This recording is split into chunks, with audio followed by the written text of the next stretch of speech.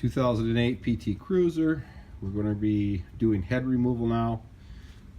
As you see, we have the timing belt dismantled, and so now we are going to put a fresh head on this car. 2.4 liter. First thing we're going to do, we're going to be dealing with electrical, so we're going to go ahead and we're going to remove this cover. There's two clips on the side here and the opposite side there. I'm going to unscrew it here because there's electrical there. It's a good idea to mark your electrical. Mark your covers if you don't remember. This cover here, it just slides out. It looks like that. Slides out, and you pinch this in and pull it. And we're going to go ahead and we're going to remove that. Okay, the cover's off. We have our other cover off. Now we're going to disconnect this throttle cable. What you're going to do is just pull it up like that, and you can get it out like that. And then you just pull this clip out here. And just like that, there's a little lever right here at the top. Just pull that back and slide it out. Okay, now that you have that cable off, I'm going to go ahead and remove this box. And it appears there's no bolts in the inside, so it looks like it's just going to pull up.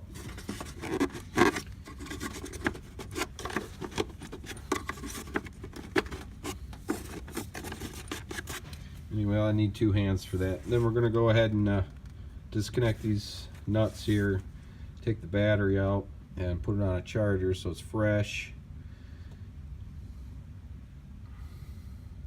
Then we'll work on taking the intake off. So I went ahead and I removed the clamp on the opposite side so I don't have to take off that electrical connection. And if you're doing this for the first time, it wouldn't hurt to take a still shot of your wiring so you know what to do to put it back together. So I disconnected this air line here. This one up here you just pull straight off, and these clamps you just squeeze the back, pull it out, and there's two wire harnesses back here. There's one here, one there. Those are a little trickier because that red tab is on the against the firewall, facing the firewall. But I need two hands for that. You're gonna have to pull the tabs back and push them just like this one here. Okay, so after we get that done, we're gonna go ahead and take these bolts out of our intake. And there's 1, 2, 3, 4, 5. 5 that I can see right offhand, and it is an 8mm, I believe. Yes, 8mm. And we'll go from there. Okay, so the bolts are all loose, and then there's a bolt in the very back here, and it's a 13mm, and I had to go in like that to get at it. It's about that long. And also, I didn't mention the cam sensor here, this plug here, and that plug, just pull that red tab out, and then you just hold that down with your finger and it'll come off. The ones back here, like I said, it's got that red tab. You just pull it back and then you push right here, right in front of it, push it down, and it'll come off. The one on the bottom, this was missing the red tab, so all I had to do was just push down. Okay, so now we got our intake off. Now we're going to go ahead and we're going to get a pan to drain the coolant to get this hose out of here. And We're going to also take off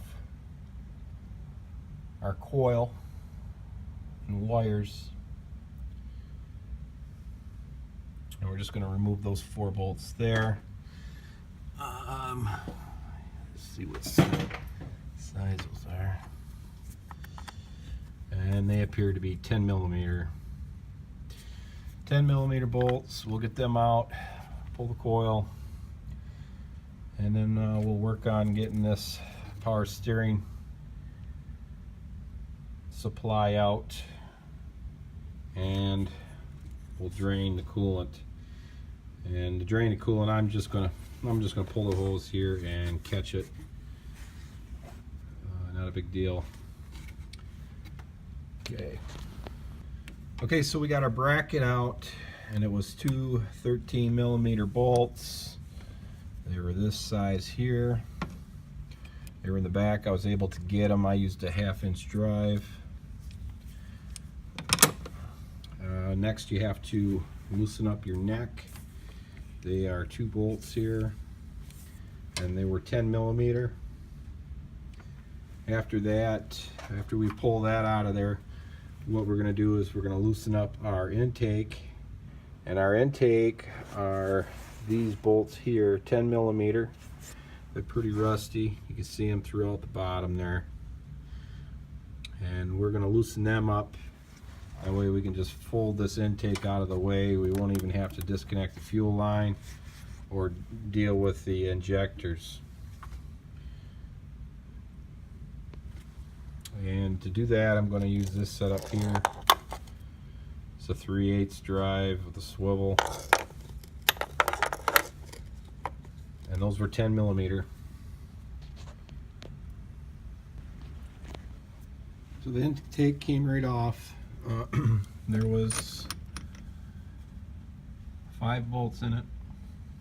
There's also a wiring harness. It's at the bottom. You just push this in here and come off. It goes right here, and those were all 10 millimeter bolts. Now we're going to remove the coolant corner here, and that is 10 millimeter as well. And oh, I also want to note that there was a 10 millimeter bolt holding the dipstick, and I ended up using just a open end ratchet style 10 millimeter.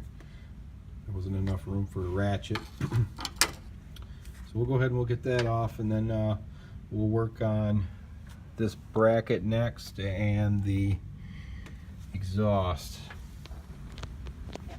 So the bracket came off. It's 1 13 millimeter bolt, goes in there like that, and then also you're going to disconnect this bracket, and there's 2 13 millimeter bolts that go in there. There's one there and one on the lower side. So now that we got that off, we could go ahead and get our cover off. And our cover is 10 millimeter bolts. There's 4 bolts that's holding it on. So we're going to go ahead and get that off next. And that's 10 millimeter. Okay, so the cover is off. I end up going to a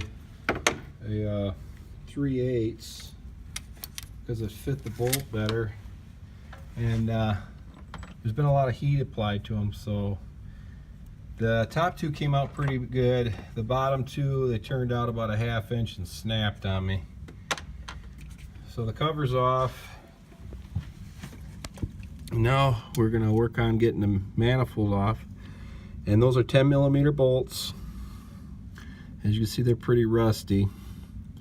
We're going to go ahead and pull them bolts out next. There's 2 per cylinder that I can see, and we'll go from there. Okay, so the manifold's loose, and there was 10 bolts in there, and there's a gasket behind. looks like that. Okay, now our next step is to take the cover off, and they seem to be, I believe, 8mm. Yes, 8mm, and it looks to be 9 bolts. One there, there, there, there, there, there, there. Okay, so we're going to go ahead and we're going to remove them, and we'll get the cover off. Okay, so I pulled the cover off, the intake cover, and the intake cover I just grabbed in this area here. I just pulled up on the vacuum connection. So next we're got to get these spark plugs out. Now that we're this far, we're ready to pull the head, and the only reason I left them in is so I didn't get extra debris in the cylinder. And that is a 5/8 socket puller. It's got a little rubber insert. And to get the head off, you're just going to pull these bolts out that are right down in there. There's one. There's one right down in there. And so on and so forth. And that size is a 15mm. And the way we're going to do that is we're going to do the opposite of what you do to install the heads. We're going to start at the ends and work our way to the center. And then we'll pull the head off. You got to remember that the head will have a pin locator on the block. So you have to pull that head straight up. Okay, you cannot tip it. It's got to go straight up. And we'll go ahead and we'll get these bolts out and the plugs and pull our head off. Okay, so the head is off. There are the pins that you have to clear, one on each corner. The gasket looks pretty good, other than a few clogs. There's a clog there, and those ports, it should be this size. It's just clogged right up. Somebody tried to put some kind of quick fix in there. That's never the case. So we're gonna have to clean that up real good and get it ready for the new head. We're also going to want to clean this surface up really good. It looks like this might have been done before, but yeah, never put that stuff in your coolant. Now, looking at the head, I had to leave the bolts in to get it off, because otherwise you have to pull the cams off. But the head, you can see, look at that port. They're pretty clogged up. That's most likely why they failed. But you can tell there's a lot of residue in this cylinder right in here. And the other ones seem pretty clean.